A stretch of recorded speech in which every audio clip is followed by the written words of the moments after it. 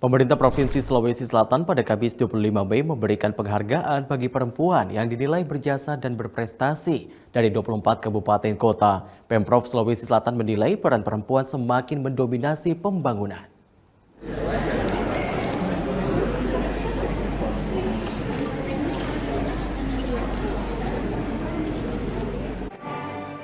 Suasana di ruang pola kantor Gubernur Sulawesi Selatan pada Kamis 25 Mei begitu semarak dengan perempuan yang mengenakan pakaian adat khas Bugis Makassar, dihiasi dengan berbagai pernak-pernik, di mana momen peringatan Hari Kartini juga ditandai dengan pemberian penghargaan kepada 24 perempuan yang berasal dari kabupaten dan kota se-Sulawesi Selatan. Mereka diberi predikat sebagai perempuan tangguh yang berperan dalam berbagai bidang, mulai dari pendidikan, lingkungan hingga pemberdayaan manusia. Sehingga selain berhak menerima apresiasi piagam, juga uang tunai atas jasanya membangun daerah. Dalam sambutannya, Gubernur Sulawesi Selatan Andi Sudirman Sulaiman menilai tingkat kepercayaan terhadap perempuan di institusi pemerintahan semakin meningkat. Hal itu menjadi sinyal positif terhadap pemberdayaan perempuan.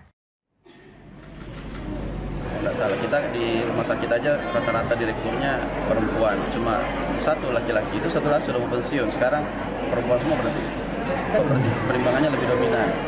Di P3 kemarin banyakkan juga perempuan yang lulus, itu tes murni dari pusat.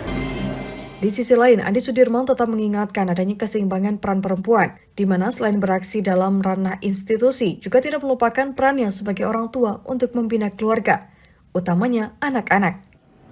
Kementerian Luar Negeri mengenalkan industri-industri strategis kepada para calon kepala perwakilan Republik Indonesia di wilayah Jawa Timur. Salah satunya mengunjungi proyek pembangunan pabrik pengolahan hasil tambang tembaga ataupun smelter di kawasan Java Integrated Industrial Port Estate di Kabupaten Gresik, Jawa Timur.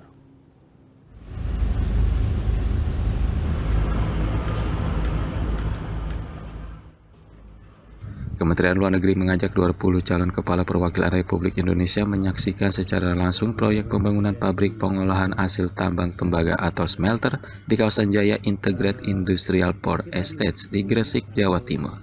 Mereka terdiri dari 13 calon duta besar dan 7 konsul jenderal yang akan bertugas di sejumlah negara sahabat. Staf ahli bidang hubungan antar lembaga Kementerian Luar Negeri Muhsin Syihab menjelaskan, kegiatan semacam ini rutin dilakukan kepada setiap calon kepala perwakilan RI sebagai program lintas Nusantara, agar saat mereka bertugas dapat menarik investor asing ke dalam negeri. Proyek smelter menjadi salah satu sentra industri strategis yang perlu diketahui oleh para calon kepala perwakilan RI, khususnya terkait rencana hilirisasi nasional. Upaya proses smelter ini juga diharapkan dapat menarik perhatian masyarakat asing yang dapat menerima produk-produk ini, yang itu tentunya juga dapat dijelaskan oleh para calon duta besar kita yang akan ditempatkan di negara-negara sahabat. Para calon kepala perwakilan RI tersebut diberikan informasi terkait pembangunan pabrik smelter untuk mendukung keberadaan pabrik PT Smelting yang terlebih dulu berdiri di wilayah Kabupaten Gresik sejak 1996.